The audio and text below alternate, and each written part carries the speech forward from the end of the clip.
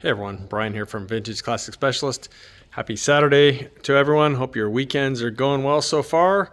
It is time for another episode of Day in the Life of Vintage Classic Specialist. So, why don't we go ahead and start off with this beauty since we're standing here looking at it. This is the 69 Cowlick Beetle, otherwise known as VW Halen, that we built, finished up last year sometime. The owner's been having a great time with it. Everywhere he goes, the car has people giving him thumbs up and taking pictures and so on and so forth. Anyway, it came in just for some routine things. It needs a oil change, carbs maybe a little bit out of sync, shifter needs a little bit of adjustment. There's some very minor things like that. But yeah, he has been driving the car quite a bit. He says he thinks he put like 1,000 miles on it. I'm guessing he's probably put more, but who knows? Anyway, so that's what it's in for, and adds some nice color to the shop here. We haven't had any red cars. We seem to have mostly blues, greens, and grays, which I consider all kind of, I don't know, I'd say in the same family, so to speak, and then the yellow and green and then a black one. But yeah, the red definitely adds a nice pop here of color to the shop. So for those of you that may not be familiar with this car, maybe you're newish to the channel or so, let me spend a few minutes and then I will put a link for the walk around video on this car where we go over it in a lot more detail. But anyway, so as you have probably guessed, if you're new here and aren't familiar with this car, the owner, big Van Halen fan, and he wanted us to work Van Halen somehow, and specifically like Eddie Van Halen's guitar, the one with the red with the black and white stripes on it, kind of worked that into the car somehow. And so what I came up with was that, which is doing it on the fan shroud, which in some ways is almost like reminiscent of the shape of a guitar. But anyway, so yeah, that's what we did. The motor itself is basically like a 2-liter-ish. It's a 1968 cc, which is, if I can remember, I think it's 92 by 74, I think. Anyway, 1968 cc, little 2-liter. Those are 44 IDF Webers. And it's got a mild cam in it. Well, not super mild. I think we put like a 120 in it. And, it's overall, it's a pretty mild motor, but it definitely makes enough power to move this little car around. I think when we dynoed this motor, I want to say it was like right around 150 horsepower. So maybe mild isn't quite the right word for it, but definitely not as extreme as you can go, because you can easily make 200. Well, not easily. You can make over 200 horsepower with a 2-liter motor. But so yeah, this one is not radical in that sense, but it's enough to move this little car along pretty nice. But anyway, so yeah, we had a very talented guy that we work with, and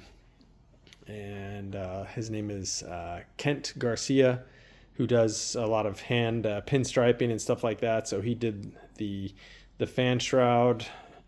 And then let me show you guys what else, which is kind of cool because you can kind of see a hint of it through the vent on the engine. So if somebody was just walking around this car and the lighting was good, they'd probably notice something going on there. And we tied that into the inside of the car right there on the glove box door. And then I'll come around the other side here if I can squeeze over here. Shop's a little tight at the moment. If I can release his hood here. Oh, geez, I'm going around like it's an earlier car trying to release it on the driver's side there. Jeez. Okay, bear with me a second here. I think I need my afternoon cup of coffee, guys. Okay, let's try this again. Okay, there it goes. Jeez.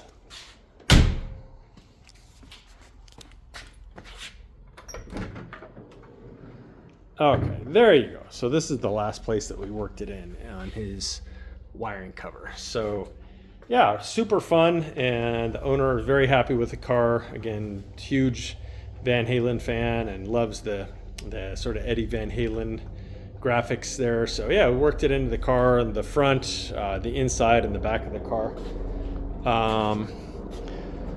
So needless to say, we've got Fuchs replica wheels all the way around with very much like a Cadillac car. So I think we went with like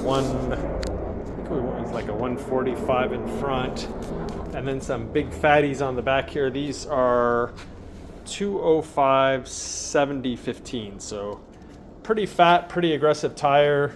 Put some spacers in there to get them, you know, kind of appropriately near the edge of the fender. And then, yeah, we were kind of going with an 80s theme on this car, so we went with the dual quiet packs from A1 Muffler, and then one of their low down merge headers, which of course sounds incredible. And then the car, when the current owner bought the car, it did seem like it had been like an 80s Cadillac car. It did have the dual Webers on it. It was like an 1835, and somebody put an aftermarket ragtop on it. And so we elected to just roll with it back when the car came in and we started the project and leave the ragtop in there. It was, all the parts were there and it was in really good shape, except of course it needed a new canvas and a new headliner and stuff like that. But yeah, the owner, when he came by today to drop the car off, we were sort of chatting about the car and how much he was driving it and stuff. He said that he almost always drives it with the top pulled back, and you can see why.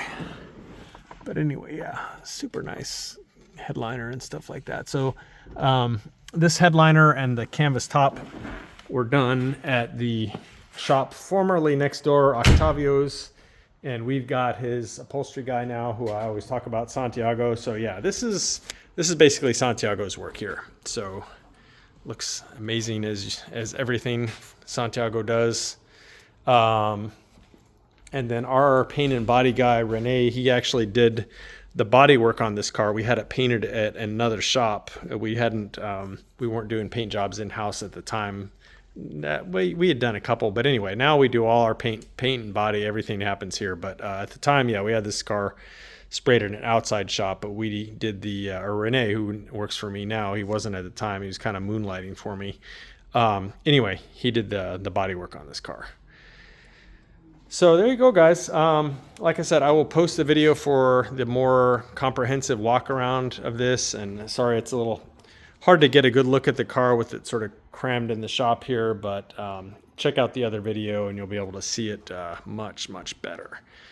So other than receiving that car today, I decided not to do the cam break-in of this motor today just because I need to kind of keep some other projects moving along. And so pretty much spent the few hours that I was here today working on the green Ghia. So pulled a few more things from the back here. The hard brake line that crosses over was still there. The little T fitting for the brakes was still there.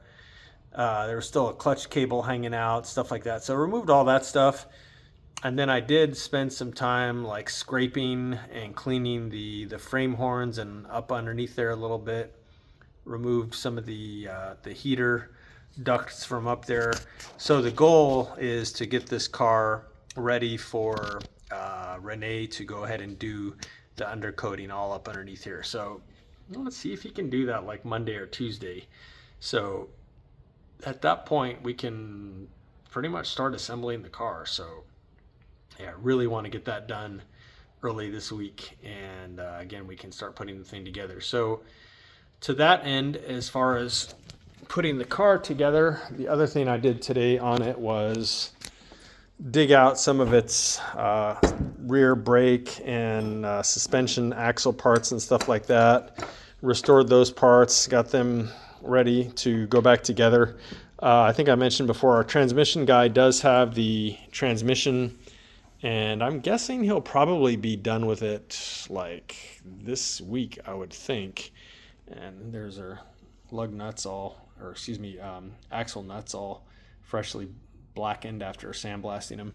Anyway, yeah, I think the transmission will probably be done, I would think, this week for this car. So that's why I really want to get the undercoating done, because then at that point when the transmission comes in, it can go right in the car Hopefully I'll get the spring plates and other rear suspension components back like early this week. So yeah, I'm hoping to really start in on the suspension on this car this week.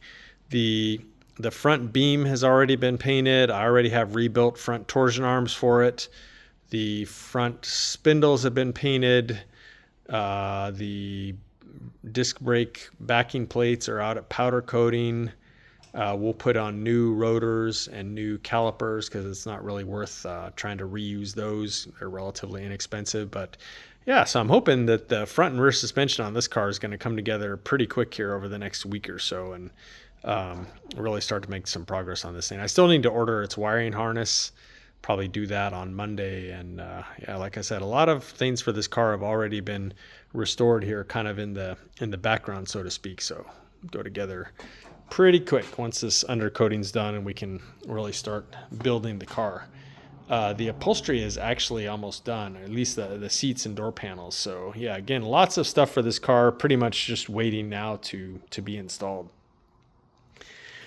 So guys, that is actually it for today. So appreciate you all watching. I will not be working in the shop Sunday tomorrow, so I will see you guys again on Monday. So thanks for watching. Enjoy the rest of your weekend. Bye.